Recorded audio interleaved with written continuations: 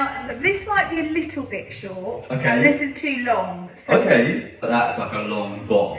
yes. And I quite like the sort of boxy, heavy. Yeah, There's that's not cool. a lot of layers, I'm thinking. Maybe a few soft. Is that one length, do you think? 100%. It's heavy, but it's got some layers, so some bits just sit above the length.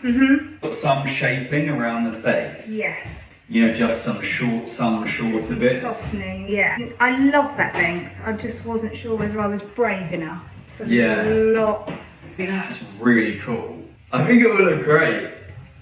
Yeah, It will. let's do It let's will. do it. It will look really good. With that picture, Yeah. is that it obviously has been waved.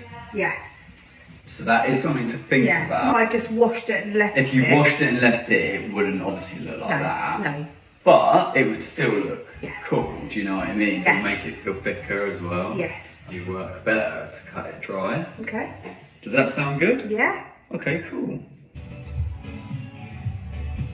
To go for something a little bit longer than that picture. Basically a long bob that's kind of really heavy on the bottom, has a really cool kind of modern edge to it with a little bit of shaping around the face and layers that just sit just above the length so that the hair has some movement and it's not completely flat. But by not making it too voluminous, I feel like it does have more of a modern edge. I also added some invisible layers so they still remove weight without creating too many harsh layer lines. Honestly, I love it. Yeah, me too.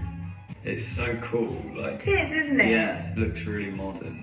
Because I thought, because I'm a bit older, I thought, I don't want to look mumsy. It's not a mumsy haircut. This is a great low maintenance and versatile hairstyle. You can kind of glam it up or you can wear it more cool and undone. It's also really easy to put up. What do you guys think of this style on Pippa? It's not mumsy at all, is it?